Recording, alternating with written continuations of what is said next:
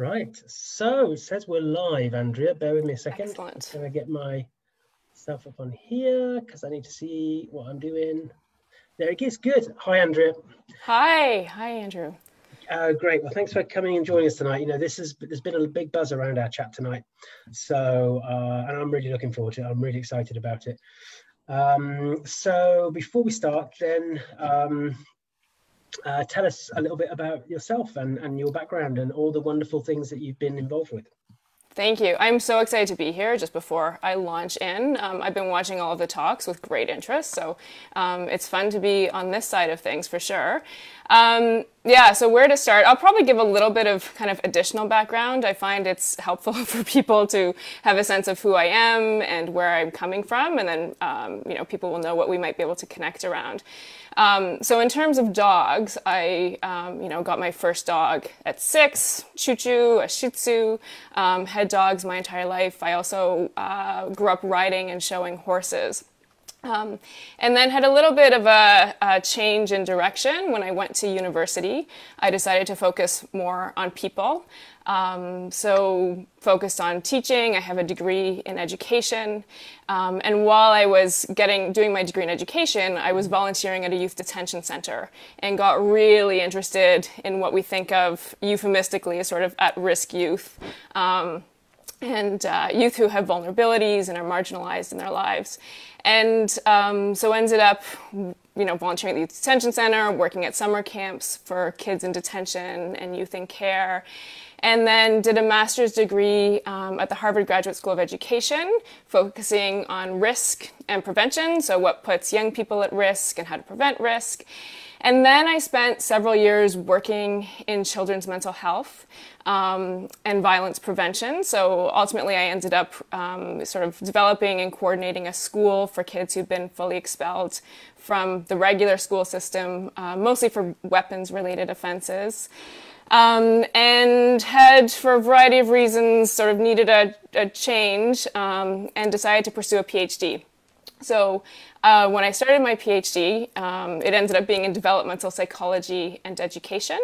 My focus was really on young people who have histories of violence, histories of gang involvement, other sorts of problematic behaviors, and how those who turn their lives around manage to do so. So I was really interested in behavior change, but really how it connected to people's sense of themselves and identity.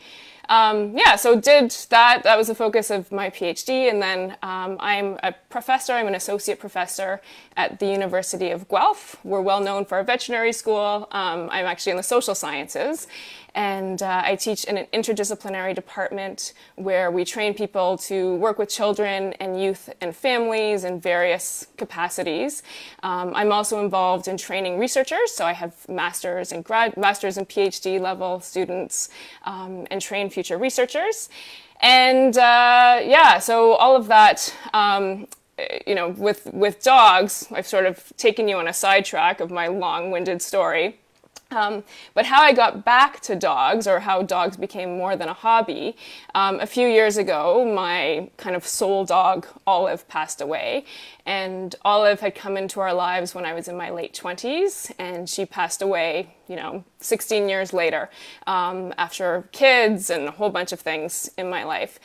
And the loss of Olive left just a massive hole. And I was going on sabbatical and decided to start fostering dogs. So got involved in rescue and ended up adopting my 2, who are sitting behind me. Hopefully they'll just stay happy in their beds. And one of my dogs, Ash, developed, it's a typical story, so developed problems with reactivity. And we worked with some wonderful trainers and, did most of the right things. For sure, I made some mistakes, but his behavior wasn't changing.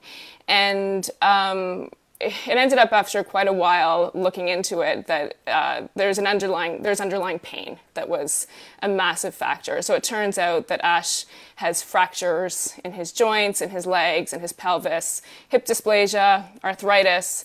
None of it was obvious. He runs and plays and looks pretty normal. So that was one track. So trying to figure out Ash got me interested in behavior. And for me, I was a kid who grew up really interested in training horses and spent all of my spare time reading horse training books and manuals and magazine articles. So when I got back into thinking about training and behavior with animals, I started to feel again like, there was 10-year-old me back in the picture. So that was sort of a wonderful thing. And then on the other side, at the time professionally, I was working on a book with some Indigenous colleagues looking at Indigenous knowledges, Indigenous ways of knowing, and decolonization. So for many years now, I've been really interested in and connected to and engaging with issues around decolonization, working with First Nations, Métis, and Inuit friends and colleagues around some of these issues and really learning deeply myself. And as I was learning about Indigenous ways of knowing, I was also sort of thinking about my relationship with my dogs. And, Indigenous knowledges are very different from Western science. So Western science is all about, taxonomies, dividing things up into categories. It's very hierarchical. So reason's at the top, humans are at the top, other aspects of ourselves and other beings are below. And Indigenous knowledge systems are very different. They're rooted in relationship.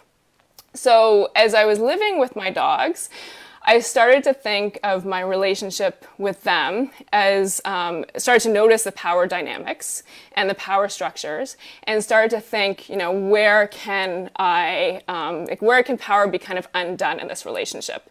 So I started to think of it as a kind of decolonization in practice, like noticing myself where I needed to have power and control and trying to figure out what that was about in myself and where I could be undoing it. So very long-winded, Andy, but that's kind of how I got to dogs.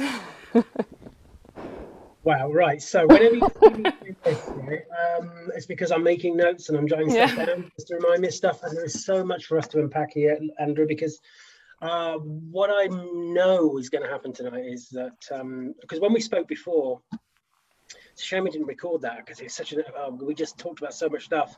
And I think this is at the essence, right, of what we're looking at, especially with this notion of looking beyond the operant, beyond the control and the criterias that we have with that kind of view of animals, not just dogs, of course, because you've mentioned so many different areas there, horses, kids, dogs, we can probably pull very similar outlooks from all of those three different worlds, actually. I've had a lot of people from the horse world who've reached out to me since starting some of this stuff, and I think maybe the horse world might be even more behind the curve than the canine world, I think, regarding thinking about some of these things.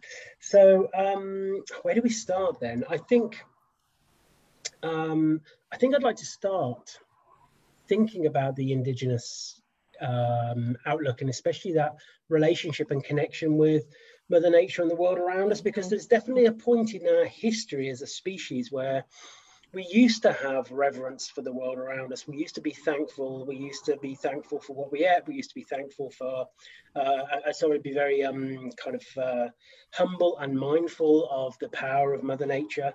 And then something happened where we, especially in the West, kind of culturally, decided we had a flip where we thought, actually, no, we have ownership of this. Yeah. We have agency over this, we're in control of this, and it's to do our bidding, and we need to do. But the Indigenous people, of course, especially with their relationship with dogs, from what I know, I don't know a huge amount. In fact, my friend Lorraine sent me a great article through the post recently, and it touched upon the relationship of the Indigenous people in Australia before we went up. I say we, but before there was a colonization there, which included looking at their relationship with the animals. That was part of what we did, what we took away from them. Within Indigenous language, their relationship with the dingo was very much about, they recognized that the dingo was a reflection of us. It was a reflection of how we should be. Whereas the people who went and colonized Australia took the dogs as well as the people. They killed them. They strung them up. They saw them as being another way of that colonization. So it's quite a rich vein there, isn't it? I think. Yeah. Yeah, massive. You know, and there's so many different things I think we could touch on with that. I think, you know, in Canada, the place that we're currently calling Canada. So my own background is I see myself as a settler, and that's controversial for lots of people I know, but just in recognition that colonization is ongoing. So in Canada, there's still lots of arguments about treaties, not living up to treaties. As people all around the world know, we're currently every week finding more unmarked graves of children from residential schools that were designed to assimilate children. And it's going to be, the terrible news is that that's going to continue, because there's also, you know, there were an Indian hospital system, which in all likelihood we will also be finding lots of unmarked graves there. So we're living on these lands with this current awareness, and for me that's why I call myself a settler. And my own background is Western, Eastern European as a mix. That's where I come from. And so I'm not Indigenous and learned about these things in relationship with Indigenous communities. And the story in Canada in terms of dogs is very much what you're talking about. When we look at, you know, the history of Inuit peoples and dogs in northern parts of Canada, the RCMP went in and murdered sled dogs, which was part of forcing Inuit communities into settlements that were different. And same with, the woolly Salish dog, which was used also for their fur. So very similar story. And we see the same thing with history of slavery. You know, one of the things that happened with enslavement was where slaves had dogs and relationships with dogs. Those were also severed very intentionally. So dogs have the relationship has been, as you're pointing out, in lots of different parts of the world, has been intentionally severed by colonialism.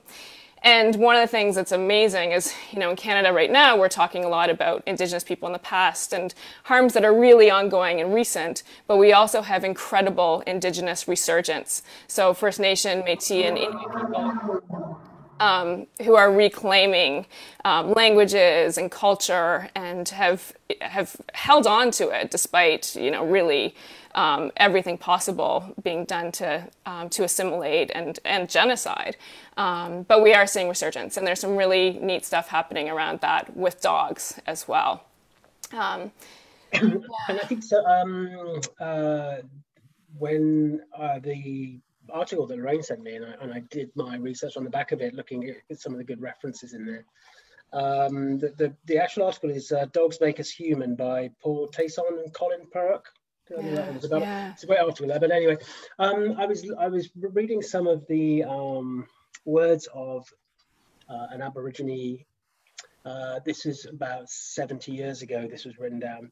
But he was talking about dogs and our relationship with them, and how we connect and how we have a mutual element of understanding around the types of communication, but a deeper understanding of recognizing that our very essences are based upon social connections and social need.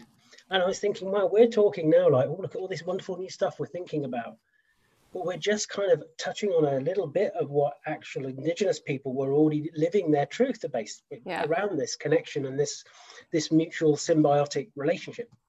And this whole idea that humans are separate from animals, right, is sort of, you know, the Western, what we think of as Western cultures, that's very much part of it, that there's humans and there's animals, but within Indigenous cultures, humans and non-human animals live in relationship with they exist in relationship with one another, and there isn't the same hierarchy. You know, everyone kind of has their own roles and their own part to play in this relationship, but there isn't the same notion that humans are on top. And I think you're absolutely right that the notion that relationality, you know, we've evolved for thousands of years in relationship with dogs. And sometimes when I think about modern dog training, we're all kind of hung up on this story of progress. And it's a narrative that's common. I mean, we're all taught it in school, that history is a story of progress and science is progress. But I like to think that probably 10,000 years ago or 20,000 years ago, there were also very nice people living in very positive relationships, loving relationships, symbiotic relationships with animals who they were caring about and with in a mutual way. So I think the story of progress also sometimes gets in our way, I think. And it's who is setting the kind of criteria for that progress as well, especially if you look in the last sort of 50 years from a psychosocial view of the world, especially with the advent of consumerism and all these kind of things. It's who is setting what those benchmarks are for progress. I think that's something we have to recognize. Yeah, absolutely. And science does wonderful things. So I sort of live this, in a way, dual worlds professionally in terms of my academic life, where I'm engaged with science and training people in science, and science does amazing things. But what we think of as science is very much connected to Western worldviews. And so part of my work at the university and in my teaching and elsewhere is thinking about allyship with Indigenous communities and holding space and ideally helping to create space for Indigenous ways of seeing the world to start to become more present in our structures of power in society. So in universities and businesses and places like that. Because it's not just that Indigenous people have been, and animals, dogs and others, have been colonized, but part of colonization was also taking one world view. And at first that was religion, and more recently it's been science, and saying that this must apply to everyone. So Indigenous people had their own sciences, very much rooted in their cultures and tied to the lands that they were on, but for thousands and thousands of years. So how do we make space for that is one of the questions that I work on. I think I've just taken us really philosophical. No, but that's exactly what this whole... all these conversations is about, is allowing the philosophical, allowing chance to step back and look at some of the difference. I think there is a difference with, and often a friction between, the kind of seeking of evidence and the seeking of truth. Yes. And I think what you're discussing there is very much about the seeking of truth. And when I was reading through, remember, this is somebody who was documented from about 70 years ago. This person was talking about his relationship with nature generally, but with dogs specifically, and talking in very spiritual dimensions about the dog, and actually in terms that I think we could all relate to with our own dog if we allowed ourselves to. Now, there might not be a scientific paper on that, but that search for evidence shouldn't override their truth and what they're trying to communicate and what we can take from that regarding what we think about. Yeah. Because I guess what you're saying then, on this side of things, which is a whole, we could have hours on this alone, I think. But when we think about the essence of colonialization, which is the taking over of, the forcing into the language that is created to direct that taking over of another. Yeah. It's kind of what we've ended up doing with dogs, right? Exactly. Yeah. And so when I talk about my relationship with my dogs, thinking of it as kind of decolonization in practice, that's where the parallel comes in, right? It's that, dogs are different from people, absolutely, in many ways. But how can I make space in my relationship with my dogs? And for them in this human world that I brought them in, how can we create space for them to be as fully themselves as possible? And what can we remove to make that possible? And I think you're absolutely bang on with the spiritual element of it. I think about this a lot because I have an active research program. I engage in science. But I know for me, my relationship with my dogs is also very much tied to me kind of getting better at being the kind of person I want to be in the world. And when I think of, experiences of my dog Olive passing away and what that was like for me, like both in the moment when we were saying goodbye and in the weeks that followed, that was absolutely a spiritual experience. in lots of ways. And I know people are hungry for that. Like if we look, one of the things that I've been kind of curious about is the world of intuitive animal communication. I sort of watch it as an industry because all kinds of people, trainers, lots of others, seek out not dog trainers, not researchers, but people who are claiming to have, access to spiritual ways of interacting with animals. I think people are hungry for that. And I think the reality is lots of us in our lives do feel spiritually connected to, and spiritual, I use that word maybe different from how others might, but I think our whole selves can come into our relationships with our dogs. And for me, I think of my friend and colleague, Sean Wilson, who's a collaborator, who's Cree from northern Manitoba.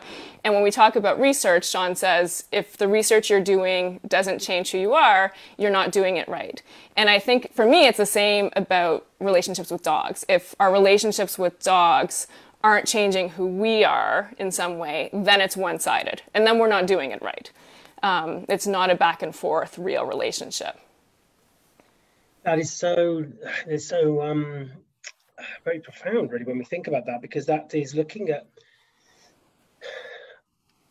ourselves just as, I talk a lot, as you know, about the emotional experience. What is it? We all know we all have one, and that's the whole point, and it's very unique to us. And there's elements of that which, when we recognize, especially from the psychology point of view, about us holding our worldviews, our value systems, and how our brain really wants other things to connect to that. How it can be very easy to lose a connection with another through that, let alone another species, through dogs.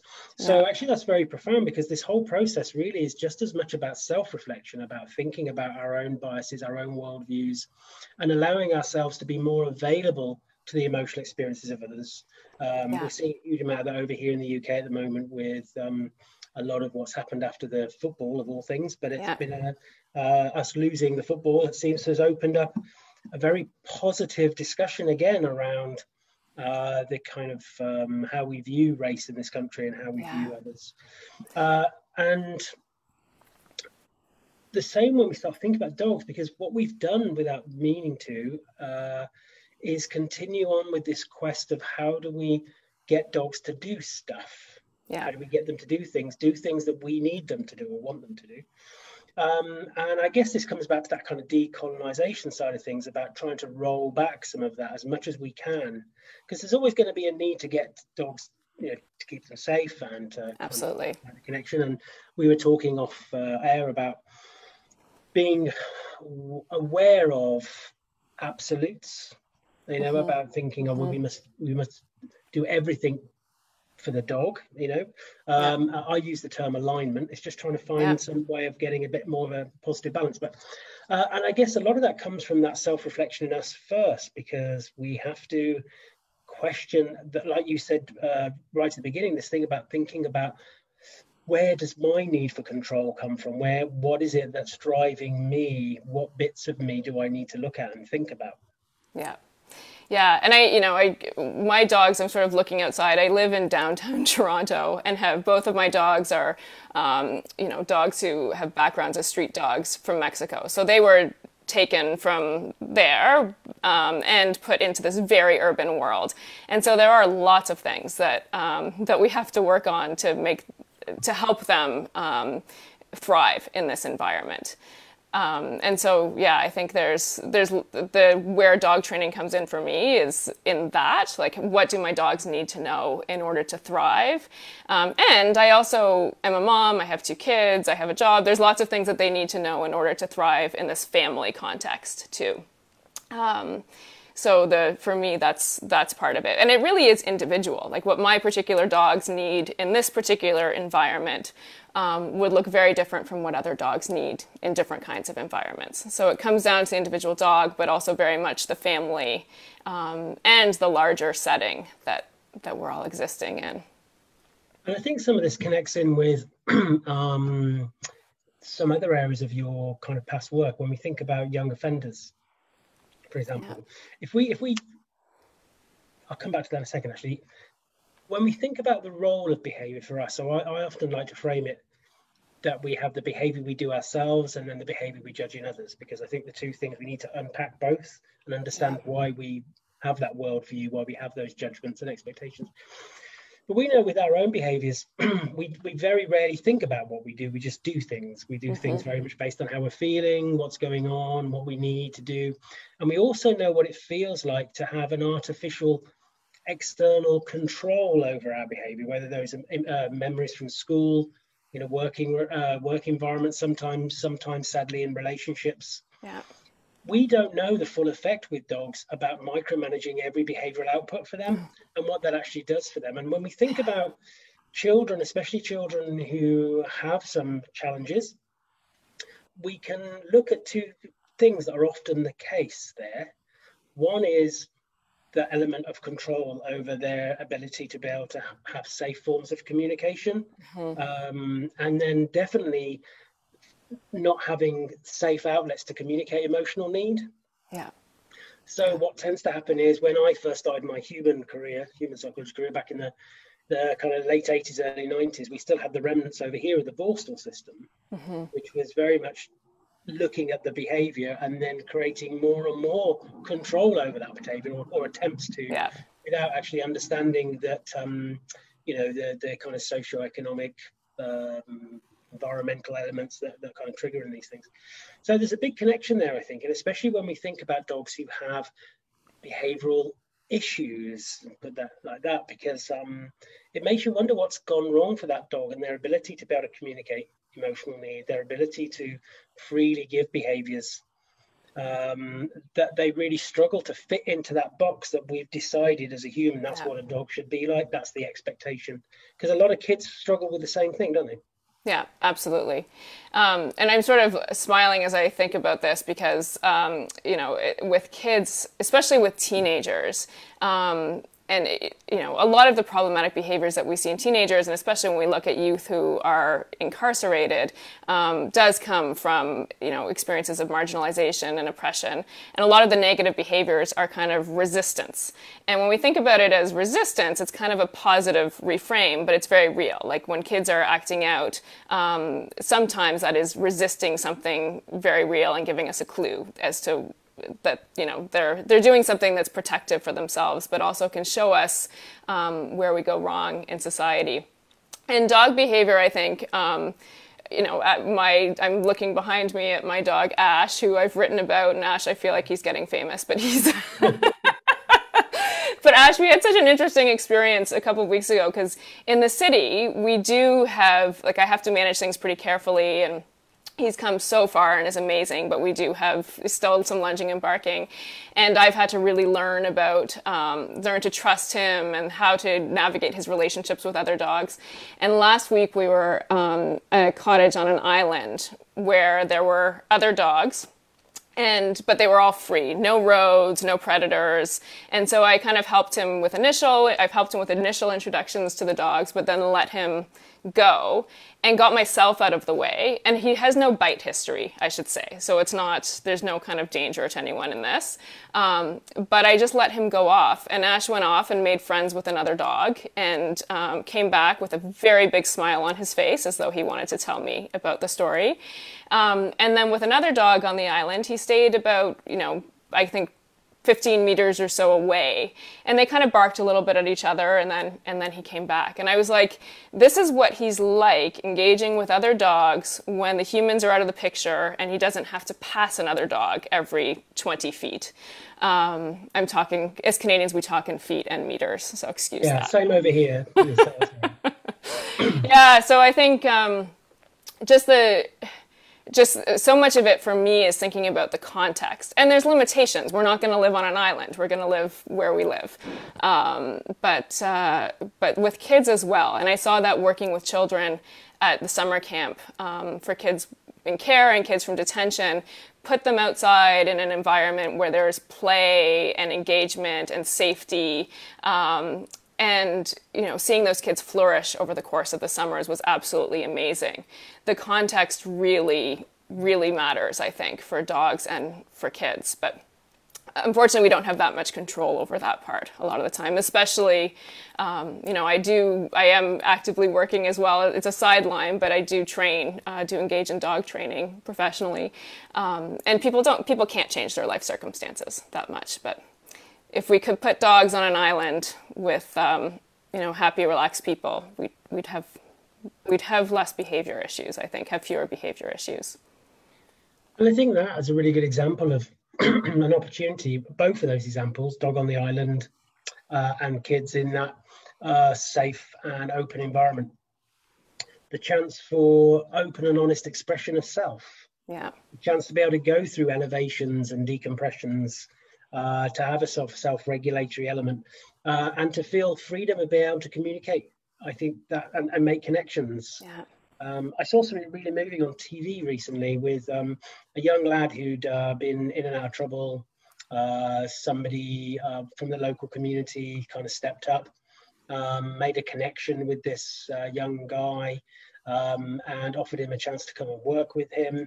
And at the end of this little mini documentary, the lad was literally crying about it, because he was like, this is the first time anybody's ever believed in me, trusted in me, given me an opportunity that I can connect with. And he'd had a history of just people wanting to impose more control and more conditions. Yeah. And it's a tempting thing, and I do get it, because it's like, oh yeah, you know, if we only look at it through the view of the behavior being the issue, then we will want to keep controlling and coercing and changing that. And we fall into the same route with dogs, I think. Yeah. Even through positive reinforcement. This is the point. It doesn't have to necessarily be an aversive thing. It can be, you know, using positive reinforcement as well. Absolutely, because you're constantly upping your rewards, right? Like you get to tripe, and then what is beyond the tripe in order to try to encourage the behavior that you want to see. So, yeah, I think the overlaps between kids and dogs on those things are really interesting to think about. And the other piece, you know, also when we think about power.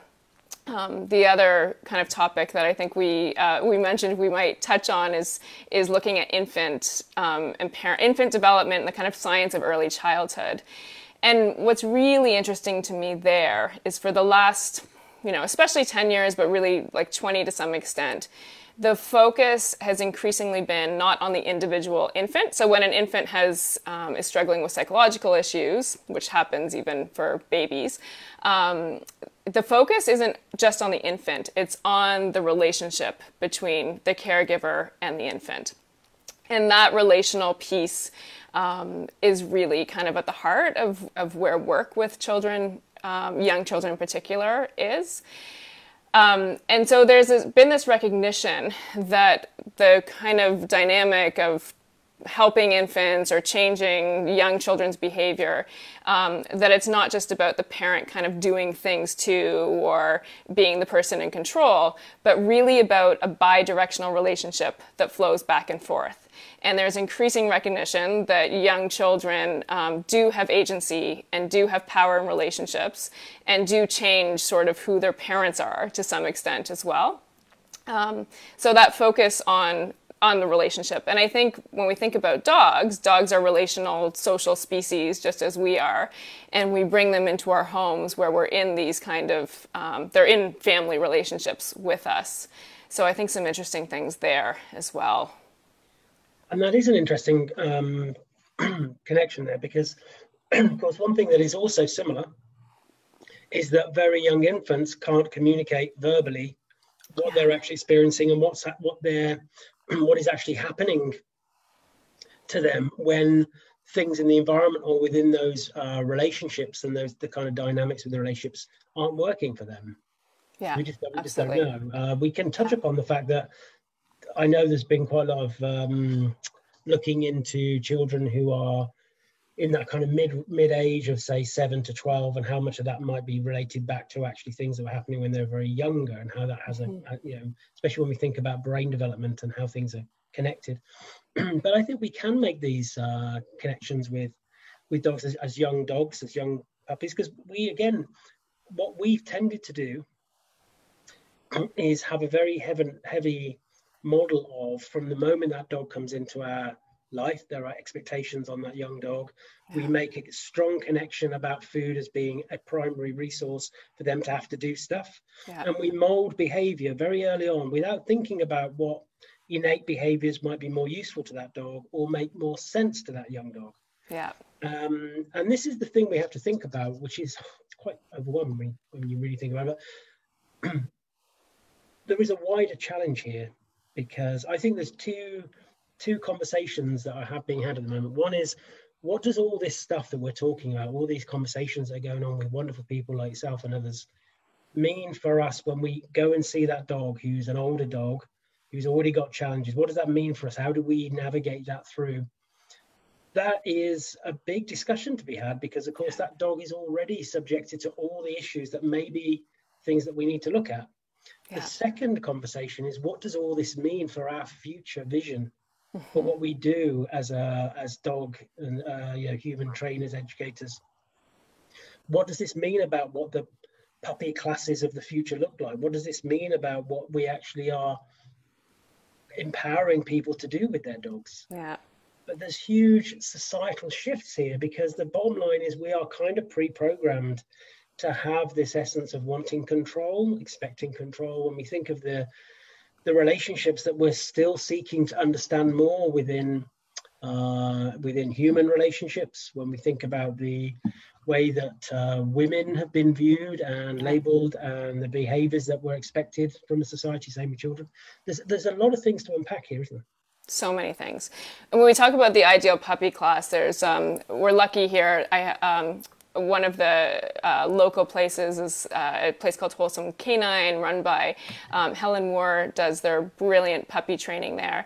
And they do it in a scent den. So it's this incredible, enriched sensory environment where the guardians are taught to observe their dogs. So the dogs, it's part of it is teaching people to sort of sit still, observe, and do less, actually. And I know we talked earlier about the watch, wait, and wonder approach to infant psychotherapy, which is really about teaching parents to watch for the cues that their infants are giving them. Because even young children, like dogs, are giving us signals and communicating all the time, but we don't notice. And so sometimes they stop giving them.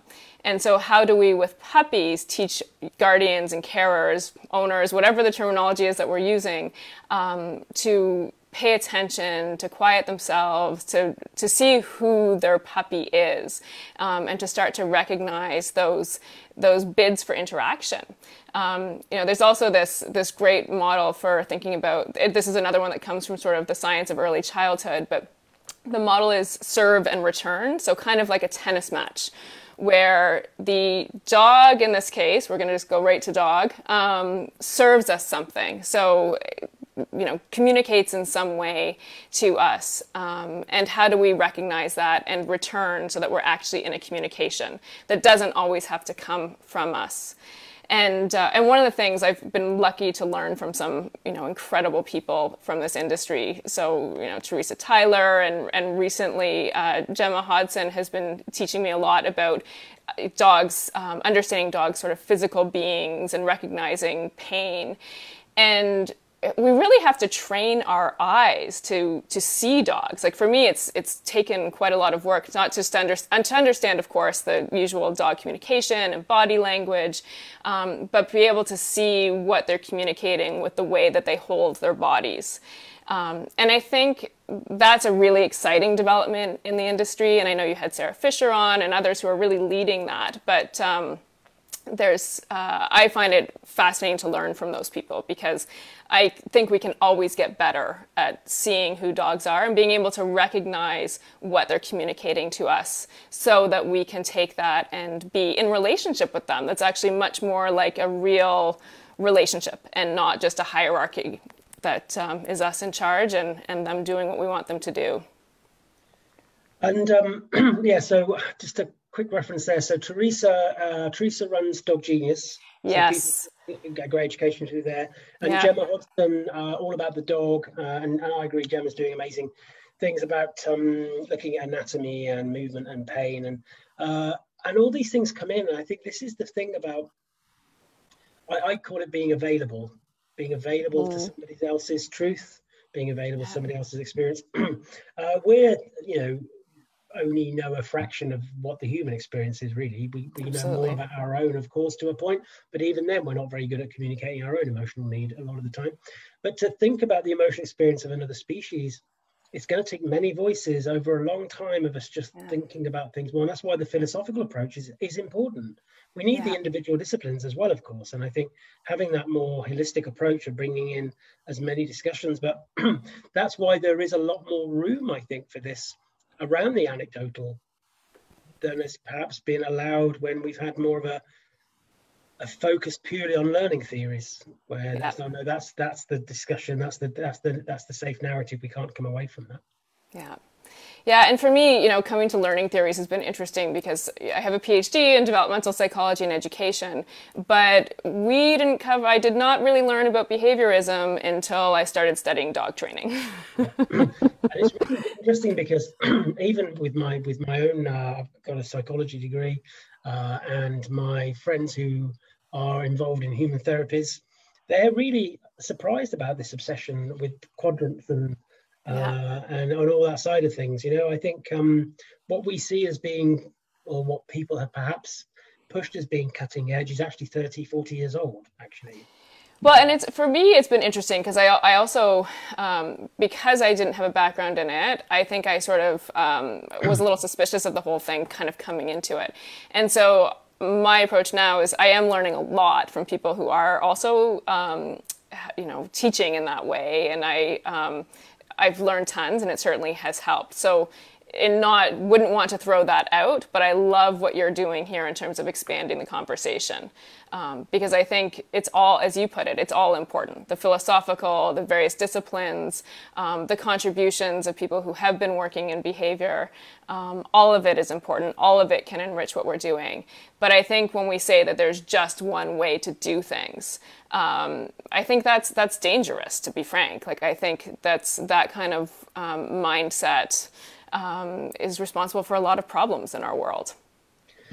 Yeah, and I think our I'm gonna have to use the word industry again. I know people don't like it, but I'm still waiting for somebody to come up with a word we can use instead. But we're no different to others. I think there is a heavy element of people wanting to capture certain things, reframe it, model it, label it. And that just doesn't help, I think.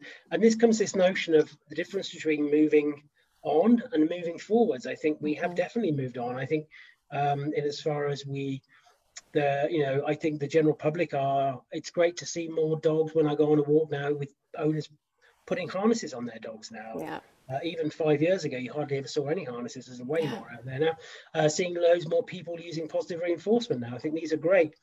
I think to truly move forwards, though, we have to move away from this notion of us micromanaging the behaviors and focusing on the hows, because that's where all the falling out happens a lot. What I've noticed is the discussions that go on with an operant mindset.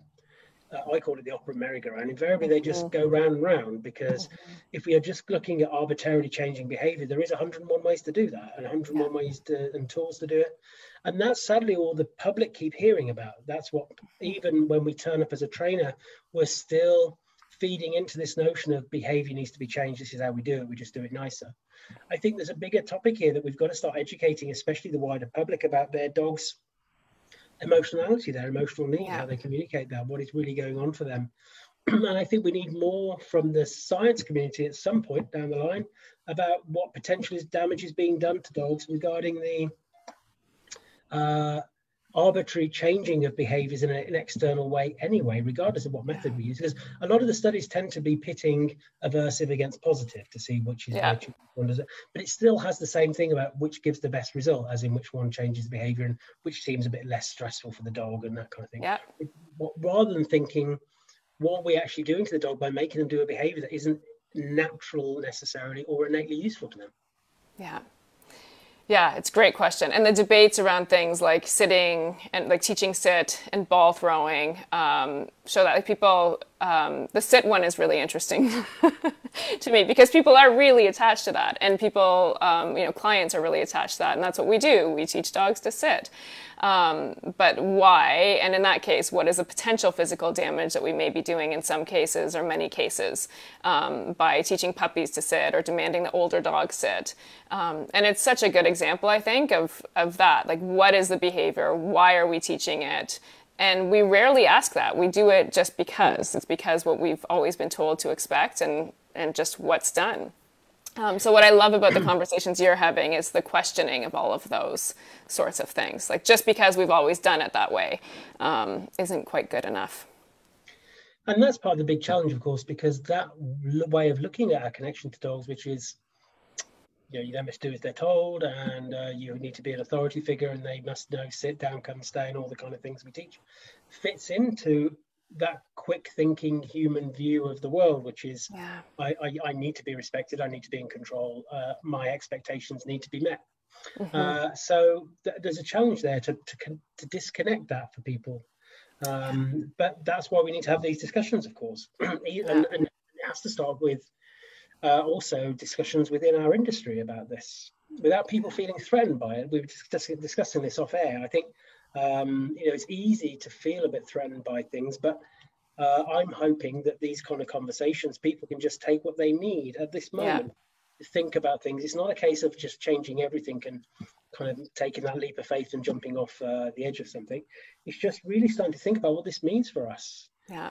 When I spoke to Sheila Harper, had a chat with her a few days ago, there was a few things in that conversation that made me really have to reappraise some of my things. I think this is the point. It's a constant reappraisal when we're trying to make a meaningful, spiritual, emotional connection to another, even with each other, right? I think, my husband and I, we've been married for 8 years next year, and but it's ongoing all the time. I think it's really easy, even in a human relationship, and especially a loving one, to kind of just sit on that without that constant exploration of each other and our views of the world, and feeling safe in different environments and different connections.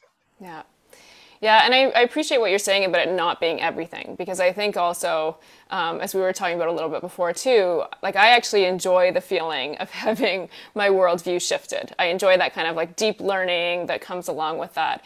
But that also is because I have a life that's pretty safe, and I dog train. My dog training part of my life is sort of my sideline. Like, I'm a professor full time, and so it's safe for me to think about these things. It's safe for me to do an entire reframing. But for other people, it might be not safe at this particular point in time. People are busy, people are overloaded, people have all of their own things happening in their lives. So I think the kind of invitation for these sorts of things is that it may not be the time right now for people, for an individual, to reappraise absolutely everything. But are there bits, as you've put it, are there parts of these conversations that can resonate, that might help them become more of who they want to be in relationships with dogs and relationships with clients? And that's important as well, the relationship with clients. I think that's even that, looking at that side of things. And I've said quite a lot about we need more education even on the psychology of value systems and belief systems and that kind of thing, because it's important. Because it doesn't matter what we say to somebody, if the language isn't right, if it gets caught up in their own cognitive biases and their own belief filters, they're going to see it differently, even though we kind of said things. And I think this comes back to what I'm going to be launching in the group soon is little panel discussions for anybody who wants to come along. I'm going to keep them to kind of quite a nice number, and we'll have quite a few where all of us can just unpack some of this stuff. What does it mean? What does it mean for us if we're working with dogs? So we can share with the different things we do, because I've changed the way I work hugely in the last couple of years, and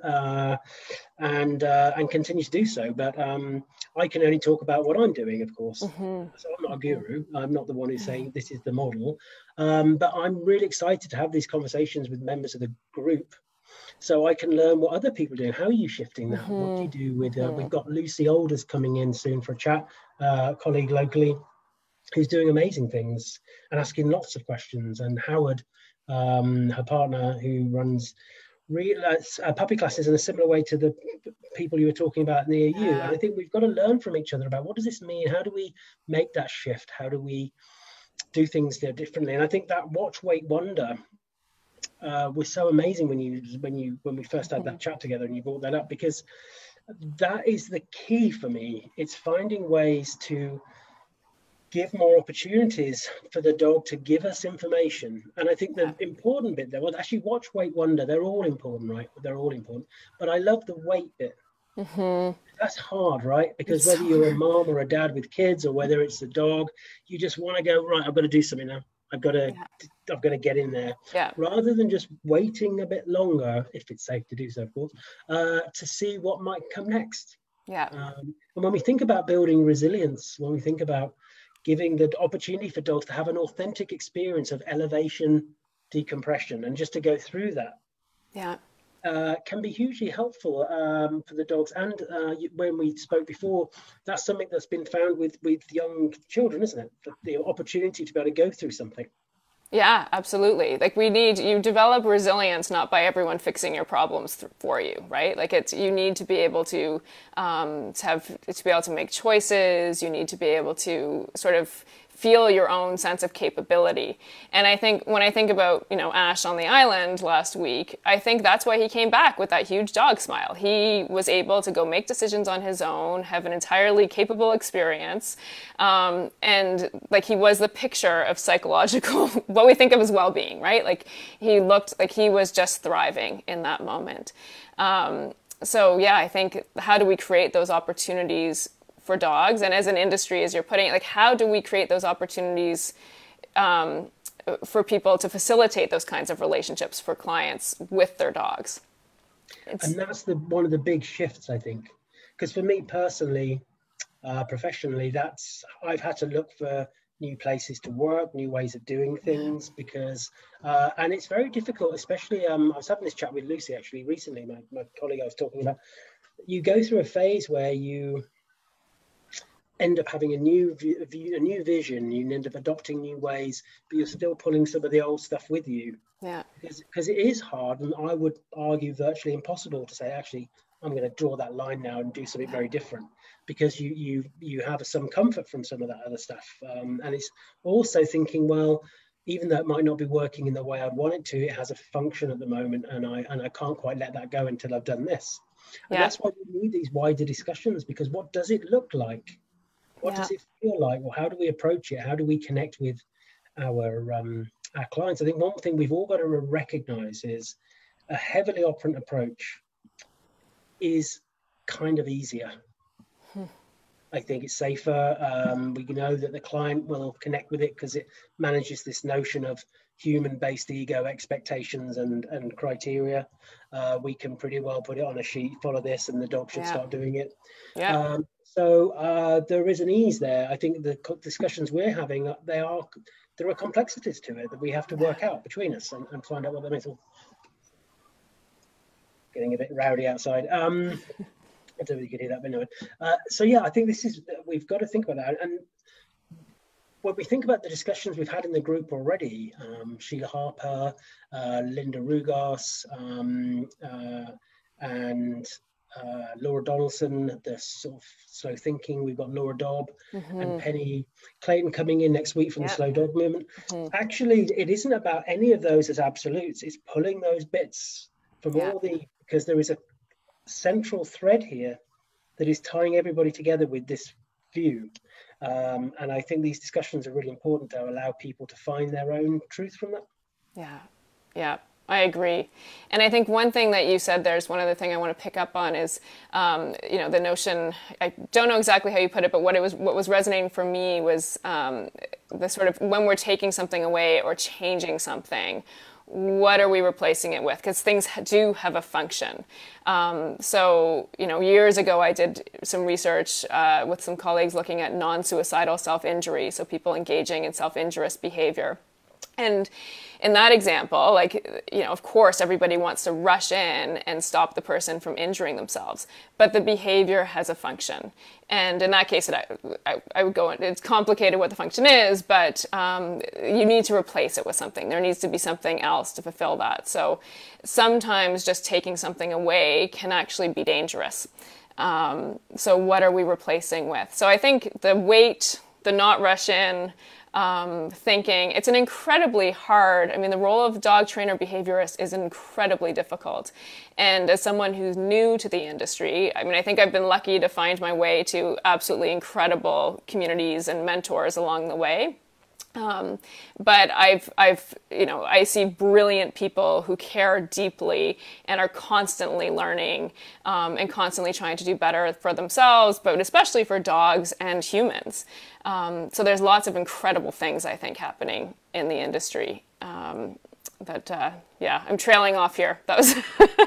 Well, no, I think, and I think we've just got to keep talking, right? And I think, and allowing the big thing for me, and this is what I've tried to do with the Dog Centre Care Group, is to have there are others, of course, other places, but we've got to make sure we create enough safe spaces for this dialogue. Yeah. Where we can talk about things and share our visions and passions without fear of judgment. Scrutiny is always important. I think challenge is always important. Those are very important. Absolutely. But one thing that I've noticed, especially in my inbox, is how many professionals who've been feeling about this for a long time, actually, but haven't felt it was safe enough to put articles out, or they have done in the past and they've been shot down by them. And I think there is definitely something happening now regarding having the opportunities to talk about these things more. And having people like yourself, we had Rachel Leather, Rachel Meadows. So Rachel Meadows is a great chap to start off with, actually, because Rachel has such an amazing view of what it is to nurture and connect and have when we think about what she's her philosophy and ideology with bringing up her own son. She's absolutely doing it. And actually she talks about things in a very open and candid way, because it's not always easy, right? This is the point. A lot of what we're talking about isn't necessarily the easy way for us as the caregiver or the human, actually. Controlling is an easy thing. Yeah, it is.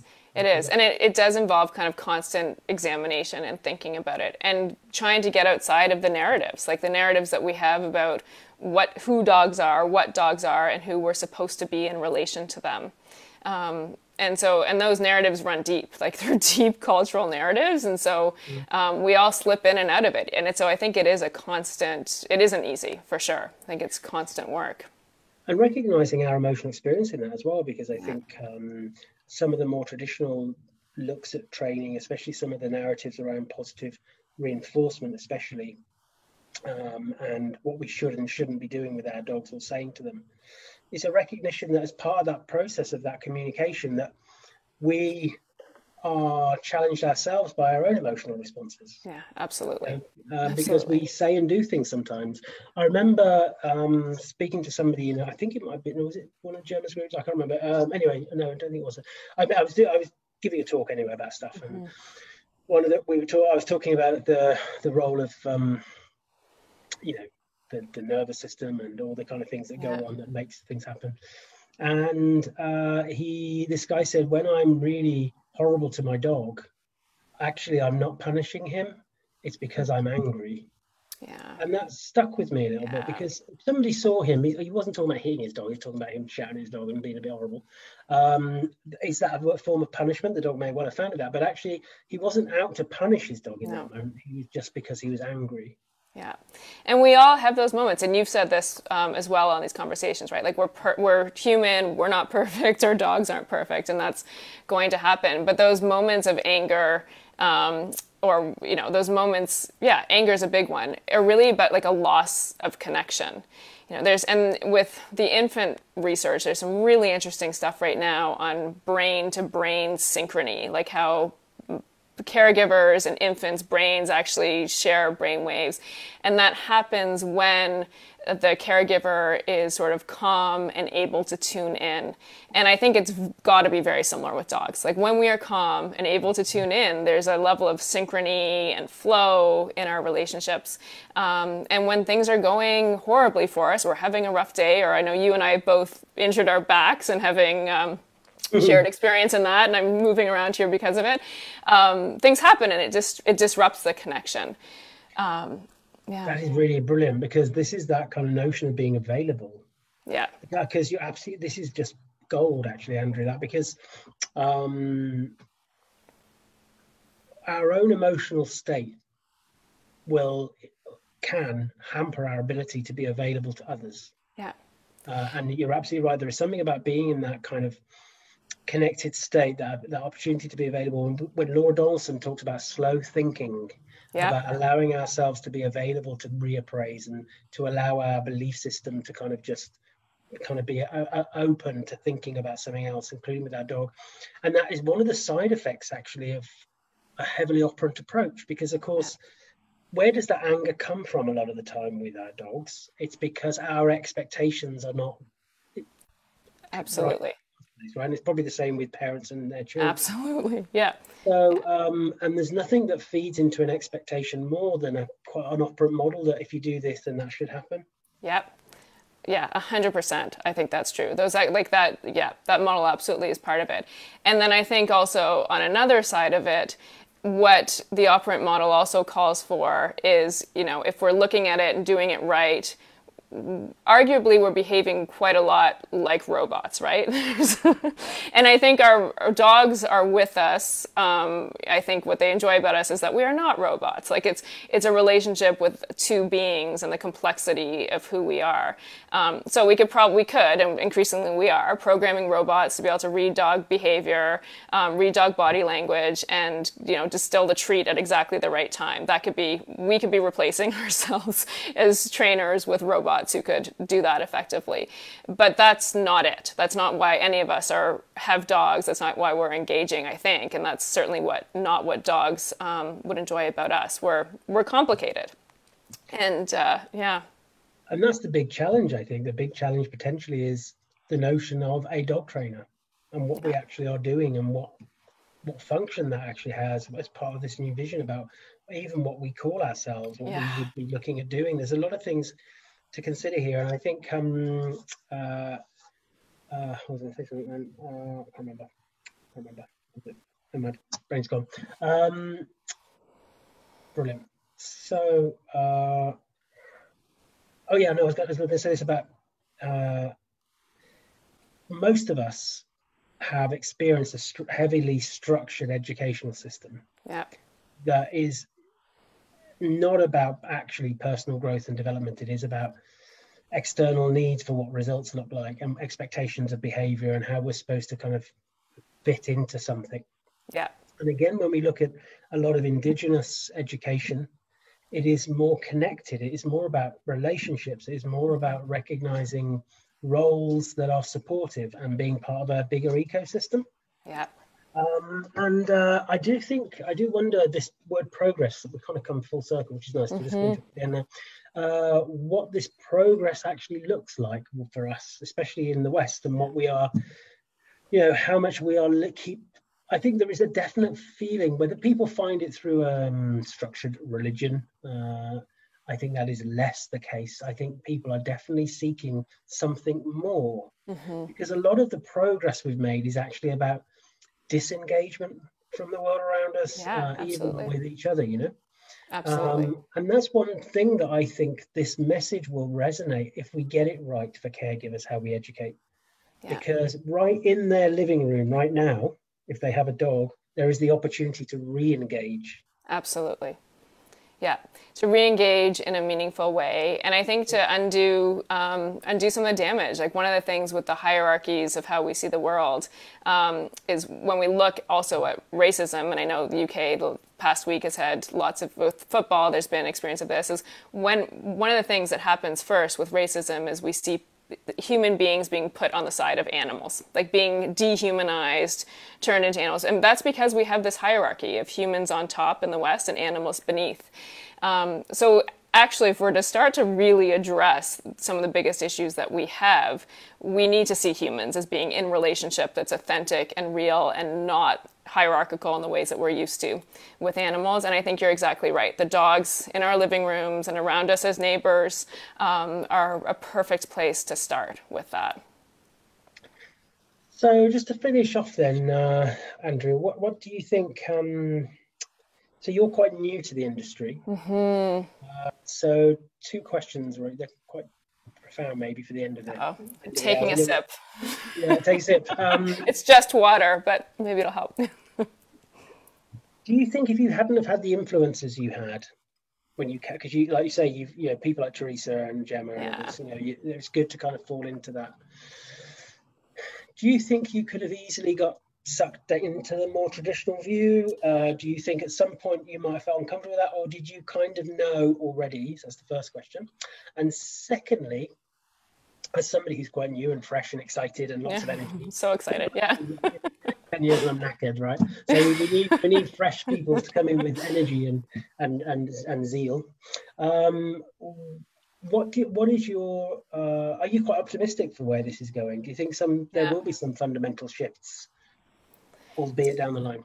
Those are big questions. So I think for me, I would not have gotten into the industry if I hadn't found my way to where I found my way to be. So for me, learning about dogs, because it was tied to my relationship with dogs, because it was tied to my thinking about undoing power, I really wanted to learn about dogs from people who saw them fully for who they are and appreciated that. And so Teresa from Dog Genius, Teresa Tyler, with her background in critical animal studies and anthrozoology, and as behaviorist and veterinarian, she was sort of the perfect person to land with initially for that, and really nurtured my thinking in all of these things. And my journey through the industry has been finding my way to people like you and others who can teach me, and communities who can teach me more to sort of in the way that I want to become with dogs, to help me sort of in that and help me with that vision. So I've had a very specific kind of working my way to here. And it's been luck, but also I've, been very strategic about where I've put myself. But I think there's tremendous hope. I think there's more and more of this. And there's people local to me who I have conversations with about these things as well. So Mason Small is a close friend, and we have dog training chats about once a week. She's a dog trainer locally.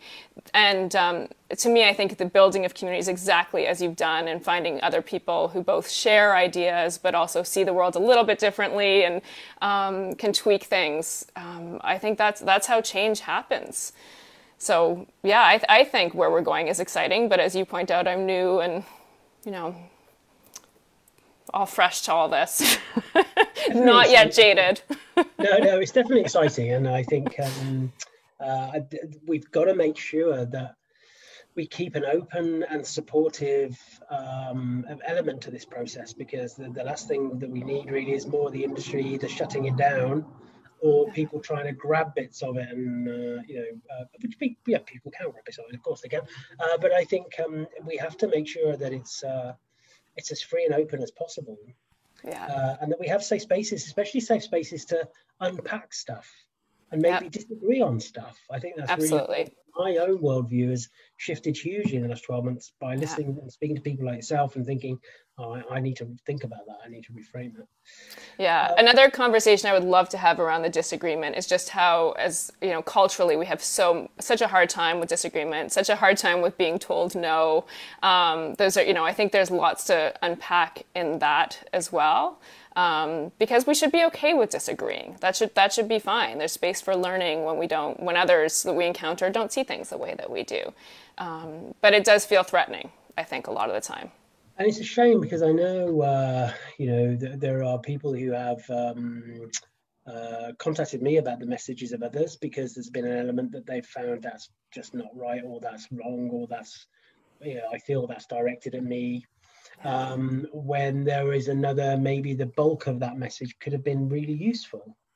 And we just have to make sure this notion of us allowing ourselves to have our own journey through, be available to these discussions, and then just take what you need. I think that's important. We don't, and then we can. I say I'm all for robust challenges and things, and I think that's important. But yeah, it's important. So, well, thank you, Andrea. We could thank you. Have you back again at some point if you'd like to. So there's lots of things. I've got 2 sides of A4 here. I've been scribbling down things that I wanted to pick up on things. But as always, I think that these initial chats are always good because it gives people a chance to meet you and hear you and think about some of these topics. But I think there's at least half a dozen things that we could go quite deep on, I think. And I think that'd be really amazing to do that.